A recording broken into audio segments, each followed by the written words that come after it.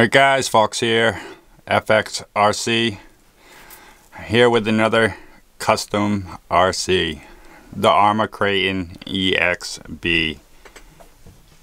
Look at that truck. Such a amazing looking truck. These Kratons, I gotta say. And this EXB is just no exception, so look at that front bumper. Amazing. Hopefully it performs as well as it looks. So anyway, got quite a few mods on this. Get the body off and kind of go through and show you what I did. Obviously I got the Proline body mounts on here. I've been using these for a while on the V4 Kraton, and you know, I love the way that it secures to the body, to the actual truck itself. You know, you lose the added security. I've had it in those attached clips, but you definitely gain just how well it supports the body onto the actual truck itself. So especially once you start you know, reinforcing the body. As you can see, I got some nylon washers there, a lot of hot glue, and some drywall tape. Adds a little weight to the body for sure, but definitely adds a lot of rigidity also. So now with the body off, you can see just how beautiful this truck is. I mean, would you look at that? It's beautiful. So start out with the power system. I have Hobbywing Max 6 ESC with the Hobbywing 1650 kV 6S motor. The ESC is 8S capable, but I mean, I'll never run this on 8S. 6S is more than enough for this truck. And this is definitely my go-to system for these 8-scale Arrmas. Tons and tons of power, tons of torque. You know, you gear it right, you can get more than enough speed. So it's definitely my go-to setup for most of these 8-scale Arrmas. So for the servo, I got this. I want to say it's somewhat new. It's the Savox. I can't remember the Savox SB2290SG. It's just an amazing servo. It's not waterproof. I did take some steps to kind of water resist it in a way, but I'm not really planning on running water. I do have the actual waterproof version of this that I might put in, but I mean, this thing's 700 ounces of torque, 700 ounce inches of torque at 7.4 volts. That is absolutely insane. And if you can get it to 8.4 volts, then it's like 900 ounce inches of torque. Crazy amount of torque for such a tiny little servo. So it's all aluminum, it's brushless, it's not cheap. I want to say it's around 130 bucks. And then the waterproof version, which actually has more torque than this one, is, I want to say 100 and maybe 140, 145. So I mean, that's pretty expensive for a servo of that size. So, but anyway, I have a few of these. They've been really good for me, so I have it in this one too. I also have the Hot Racing servo horn there with the little linkage. Looks really nice, that black and red. You know, I really like Hot Racing parts. I think they've come a long way over the years, and I think they make just exceptional parts. So I also have the Hot Racing servo mount.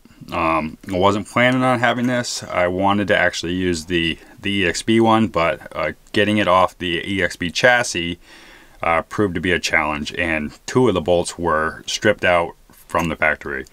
I was able to actually get one of them out, but one of them I could not, and I had to drill it out. I contacted Arrma, and they did send me a new one. I just have yet to put it in, but I will, because I want to use that actual mount. It looks like a really good mount, so why not use it? And I can just use this Hot Racing for something else. I also have a lot of other Hot Racing. I got the Hot Racing rod ends there, as well as the tower-to-tower brace, aluminum in the front and aluminum in the rear. Beautiful. Let's see what else. M2c Shock Towers. Look at those. Now these are obviously meant for the V4. It's in the front. These are meant for the V4. The front don't matter as much, but the rear definitely changes the geometry. It's definitely way more up and down than it normally is than in the EXB. You know, I don't mind. I don't think it's that bad. If it proves to be a problem, I think M2c is either coming out with or have come out with a rear and front and rear shock tower for the actual EXB that is 9mm thick.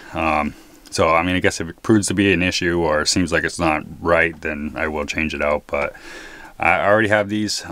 Plus I like the way that these ones actually fit in between that little bump of the wing, and you don't have to actually lift the wing up. So I'll keep it like this for now.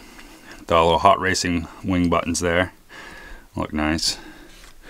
I got the M2c 4mm chassis, and you know, not to say there was anything wrong with the EXB 3mm chassis. I'm sure it would have held up great, especially opposed to like the V4 chassis and stuff. Being 70-75 aluminum, I just don't see it not being pretty strong. So I just obviously upgrade, and that's kind of what I do. So I got the M2c 4mm. I also have the M2c rear hinge pin brace, or I think it is called, the whole locking system on the front and on the rear. This is an amazing system. I've had really good luck with these. I would have liked to have it on the front, but with this amazing front bumper, the bumper utilizes the two 3M bolts on the back of the front and rear hinge pin brace, but the M2c system does not. So I actually have a hot racing, you can't really see it, but there is a hot racing hinge pin brace in there that does use those two 3M bolts.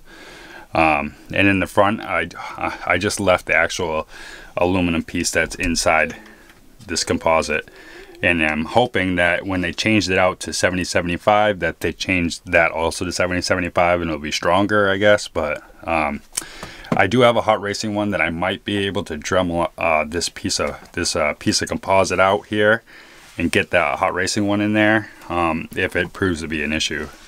So now I didn't need to do the upper because the EXB comes with an aluminum one, but to get this pin to work with these V4 shock towers, I had to shave off the top of the pin so that it would go all the way in enough to actually catch this lock bolt that's on top here. Otherwise the actual hinge pin there wouldn't go all the way in.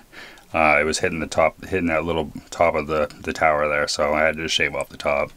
No big deal. What else? I have hot racing in the front. I have the hot racing steering blocks. Beautiful hot racing aluminum steering blocks in the front, and the hub carriers in the rear. All hot racing. Something I do to all my 8-scale Arrmas, actually. I love those.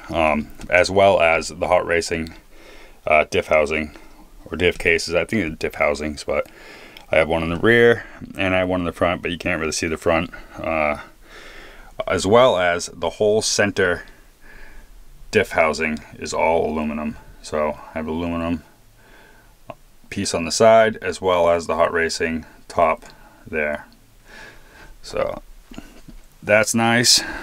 Let's see what else. You know, with this, I definitely didn't have to do as much to the EXB that I did with any of the other V4 Arrmas, because I mean there was a lot of stuff that they'd already did. You know, there was our seal bearings throughout already, which is nice. It's something you don't have to do. You know, and then just having these chassis braces, it's nice because then you know you don't have to do that, because that's something you always had to do. So I mean, it's good that they put that in there. So you know, the front upper hinge pin brace, you know, you always had to change that out to aluminum. You don't have to do that now, so that's good. So it was nice to have some things that you know were already done with nice parts. So anyway, I'm sure I forgot some stuff, but try to get as much as I can. Oh, I got the M2c standoffs, 4mm standoffs. Yeah, they're definitely better than the 3mm on the stocks, so that's definitely a plus. Oh, you know, to get these EXB rear arms to go all the way down and actually hit the droop screw, you have to take out a little bit of the underside where it hits the ear of the M2c chassis. The ears are a little bit bigger on the rear than they are on the EXB, so you have to shave out a little bit and to get that just to get that A-arm or H-arm to go down enough to hit that droop screw. But besides that, you know, when I was going through the truck, I actually noticed they have a rubber in the rear drive cups. There's a little bit of rubber pushed up, and I don't know if it's just to stop the dog bones from actually going up and hitting the cases or what, but it's definitely something I noticed that was different than any of the Arrmas I've ever seen. So and also when I was taking it apart, my rear diff was an open diff, and then when I contacted Arrma, actually they had said that the rear should have been a locked diff. I mean, it should have been a limited slip diff, sorry. But when I looked at the manual, it says that the rear should be an open diff, so you definitely have to shim up that rear. If you're going to leave it open, you definitely going to want to shim it up and get some shims behind those planetary gears to get rid of that slack. But you know, and besides that, absolutely just an amazing truck. I can't wait to get this thing out and take it for a rip. So anyway, this is Fox FXRC with my Kraton EXB, another amazing custom RC. Definitely hit the like and subscribe. Look towards my other videos. I appreciate it. Thank you so much for watching. Bye.